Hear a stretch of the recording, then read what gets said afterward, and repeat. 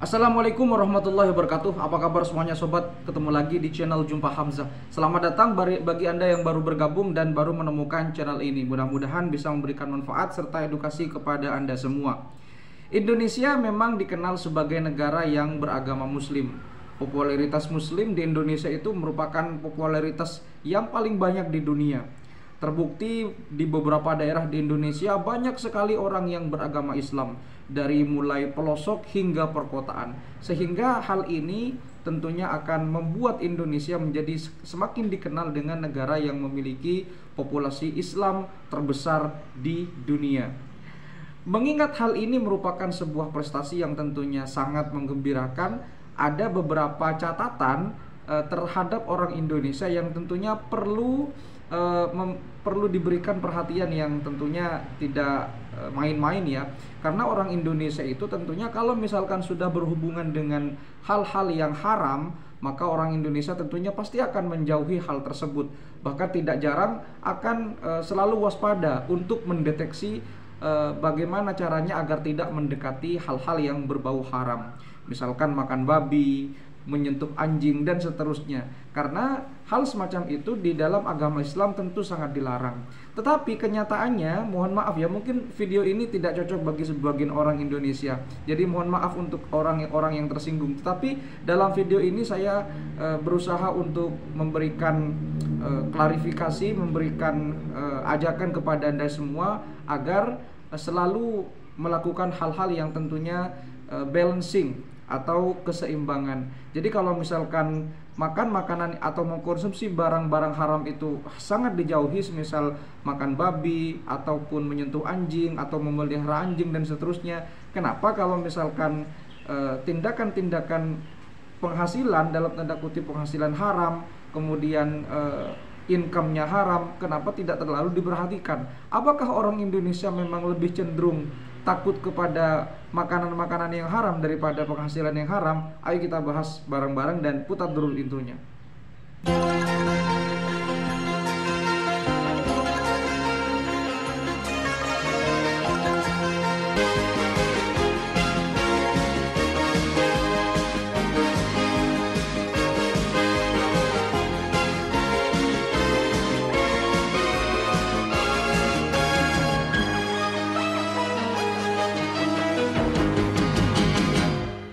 Sebelum kita bahas episode kali ini, saya akan berikan klarifikasi bahwa saya bukan ahli agama, saya bukan pemuka agama, apalagi tokoh agama.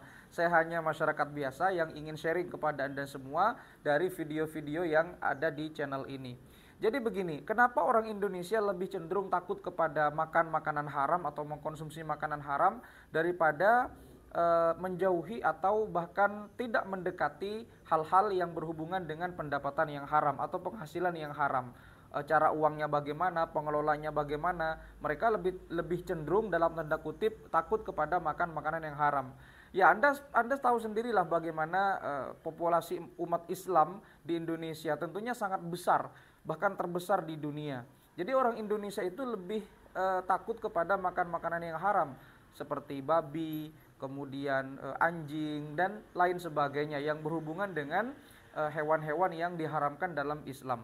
Nah, haram itu sendiri merupakan sebuah larangan yang sangat keras bagi orang Islam tentunya. Kalau dikerjakan akan mendapatkan dosa, kalau ditinggalkan akan mendapatkan pahala. Ada juga halal, di mana kalau halal itu kebalikan dari haram. Kalau dikerjakan mendapatkan pahala, kalau tidak dikerjakan maka akan mendapatkan larangan atau mendapatkan dosa. Nah, seperti itulah konsep dalam beragama Islam. Sebetulnya agama Islam itu adalah agama yang sangat berperi kemanusiaan, dan agama Islam itu merupakan agama yang tidak sulit. Islam itu menghendaki hal-hal yang tentunya sangat mempermudah, tidak mempersulit bagi umatnya. Banyak sekali keterangan-keterangan dari sumber Al-Quran ataupun hadis ataupun beberapa keterangan dari ulama-ulama yang tentunya menyebutkan bahwa sebetulnya dalam Islam itu tidak ribet. Islam itu adalah agama yang cinta damai, sangat toleransi, sangat menghargai kemanusiaan, sangat berperadaban. Islam itu adalah agama yang universal dan tentunya tidak Islam tidak menyenangi hal-hal yang dipersulit. Agama ini adalah agama yang mudah. Kalau bisa dipermudah, ngapain dipersulit? Seperti itulah kira-kira bagaimana cara konsep beragama Islam. Dan masyarakat Indonesia tentunya tidak semua ya. Masyarakat Indonesia tentunya lebih cenderung takut kepada hal-hal yang berbau haram. Dalam tanda kutip, hal ini adalah hal yang konsumtif, seperti makanan haram, karena hal haram itu adalah hal yang sangat dilarang dan tentunya sangat dijauhi oleh umat Islam. Namun begini, kenapa kenyataannya banyak masyarakat Indonesia yang tentunya tidak menggubris, ya tidak sedikit yang tentunya banyak mempraktikkan bagaimana hal-hal yang dalam tanda kutip pendapatan mereka, keuangan mereka, ataupun uang itu bisa juga menjadi haram. Nah, jadi begini, dalam Islam itu tentunya ada dua hal yang tentunya bisa saling berhubungan satu sama lain. Segala sesuatu itu sebetulnya pada dasarnya adalah haram. Segala sesuatu adalah haram sampai ada bukti-bukti, ada variabel-variabel yang memperbolehkan tingkat kehalalannya. Paham ya? Jadi semua sesuatu sebetulnya adalah dilarang sampai ada hal-hal atau variabel-variabel yang diperbolehkan, yang memperbolehkannya.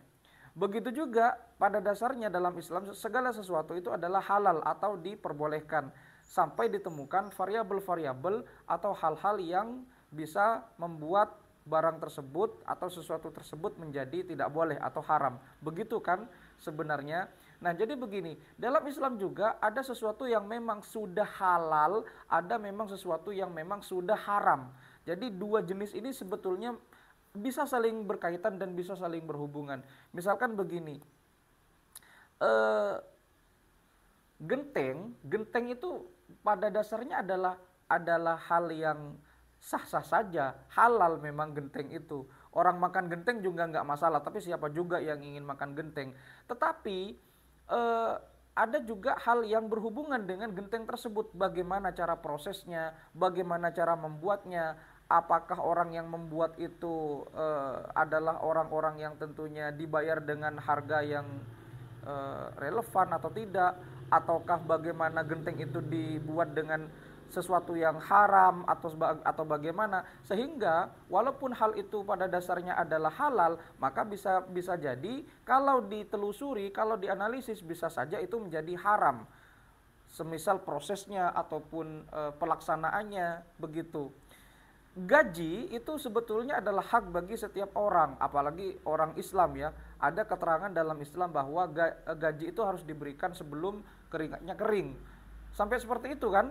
Tetapi apakah gaji itu akan menjadi halal atau menjadi haram? Ya tergantung bagaimana prosesnya.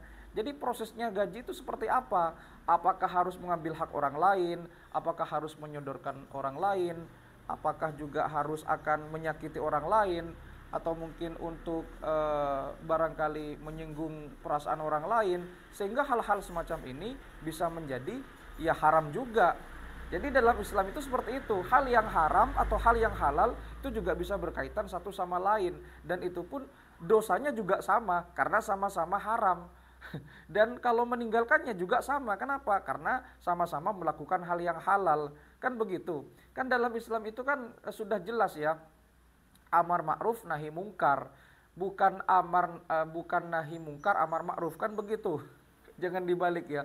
Jadi segala sesuatu yang memang sudah haram itu memang ada. Misalkan nih, kenapa konsumsi babi itu haram ya? Karena mungkin babi itu menurut penelitian adalah ada bakteri-bakteri yang jahat, ada sesuatu yang sangat membahayakan bagi tubuh kalau dikonsumsi. Kenapa air liur anjing itu haram? Ya karena air liur anjing itu mengandung najis yang sangat berat sehingga harus dicampur dengan abu kalau ingin mensterilkan dan seterusnya. Di balik larangan haram itu ada hikmah yang sangat besar. Kemudian juga di balik anjuran halal ada hikmah yang sangat besar juga. Nah, ini berarti memang menunjukkan ada beberapa variabel-variabel yang tentunya sangat berhubungan dengan halal dan haramnya tersebut. Misalkan ada sebuah proses ya, proses sertifikasi halal. Misalkan makanan, obat-obatan, itu kan memakan proses mekanisme yang sangat lama. Bagaimana MUI meninjaunya, bagaimana prosesnya seperti apa. kemudian diproduksinya bagaimana. Karena memang hal itu memang bisa jadi terindikasi oleh hal-hal yang haram. Misalkan nih, ada orang yang buat obat alternatif ya, pengobatan alternatif biasanya kan manjur tuh. Nanti akan diproses oleh MUI, misalkan bagaimana nih proses kehalalannya, apakah mengandung zat-zat yang memang dilarang dalam Islam atau bagaimana. Sehingga memang hal yang haram itu memang sudah ada di Islam, hal yang haram itu. Tetapi ini yang luput dari pengawasan orang Indonesia. Proses mekanisme keuangan itu memang tidak disosialisasikan, tidak dipraktikkan sejak kecil, sejak sedini mungkin. Nggak ada kan sertifikasi halal penggajian di Indonesia. Yang ada sertifikasi halal adalah produk halal ya. Tapi kalau sertifikasi MUI terkait dengan penggajian, nggak ada. Bisnis MLM, apakah itu ada sertifikasi halalnya? Nggak ada. Penggajian karyawan di sebuah perusahaan, apakah ada sertifikasi halalnya? Nggak ada. Karena semua sesuatu yang haram ataupun yang halal pada dasarnya saling berkaitan. Jadi kalau dalam Islam memang sudah ada sesuatu yang haram, ada juga sesuatu yang halal. Nah, sesuatu yang halal ini bisa saja menjadi haram kalau prosesnya dilakukan dengan cara yang nggak benar. Begitu juga hal yang tentunya halal itu akan menjadi haram kalau prosesnya dilakukan dengan sesuatu yang nggak benar juga, kan begitu. Korupsi itu adalah hal yang ya haram dan itu memang sangat mengganggu orang lain, sangat merugikan orang lain. Nah, bagaimana? Apakah ada di Indonesia sertifikasi halal bagi penggajian atau bagi para koruptor? Anda sendiri yang menjawab. Jadi seperti itu. Jadi hal-hal yang sebetulnya sudah ada jenis haramnya, ada tingkat kehalalannya, itu sebetulnya saling berkaitan. Dan di Indonesia ini nggak dipraktikkan sejak dini. Sejak dulu kecil orang Indonesia itu kalau misalkan di langgar-langgar atau di musola-musola, misalkan sekolah madrasah, itu kan selalu diperingatkan, nggak boleh makan babi ya, itu haram. Nggak boleh makan daging babi, itu haram. Semua yang berhubungan dengan babi haram. Nggak boleh pelihara anjing, nggak boleh mendekati anjing. Anjing itu najis, air liurnya begini. Tapi nggak ada yang menyinggung, nggak boleh memakan hak orang lain. Nggak ada yang seperti itu. Ada sih, tapi memang popularitasnya sedikit. Jadi orang Indonesia lebih takut, dalam tanda kutip, lebih takut makanan-makanan yang haram atau mengkonsumsi hal-hal yang haram daripada mereka takut kepada hal-hal yang misalkan penghasilan atau prosesnya bagaimana, apakah itu halal atau tidak. Seperti itu. Karena memang di sekolah-sekolah SD, di sekolah-sekolah SMP, SMA, bahkan universitas tidak pernah disinggung akan hal ini. Ya balik lagi ke tadi, di Indonesia itu nggak ada sertifikasi penggajian atau penghasilan itu haram atau tidak. Yang ada adalah sertifikasi produk halal atau haram, begitu kan? Ya karena balik lagi, ini memang kondisi sosial budayanya berbeda. Jadi pada dasarnya apakah makan gaji yang tidak didapatkan dengan secara nggak benar itu apakah haramnya sama dengan makan makanan yang haram, misalkan makan babi? Ya samalah. Kapas 1 kilo dengan besi 1 kilo itu kan beratnya sama-sama 1 kilo, nggak ada bedanya. Begitu juga dengan makan makanan yang haram dengan penghasilan yang haram, sama-sama haram, dosanya juga sama-sama haram, sama-sama memiliki tanggung jawab besar di hadapan Allah kelak. Jadi ya mari ubah mindsetnya. Kalau misalkan saat ini atau selama ini kita selalu beranggapan kita harus menjauhi makanan haram, ya jauhi juga proses-proses yang menjadi haram. Karena hal-hal yang halal itu bisa mendekati ataupun bisa berpotensi memiliki variabel-variabel yang juga bisa jadi haram. Begitu juga sebaliknya, hal-hal yang halal bisa jadi haram kalau variabel-variabelnya mendekati sesuatu yang bersifat larangan atau haram. Begitu ya, paham ya?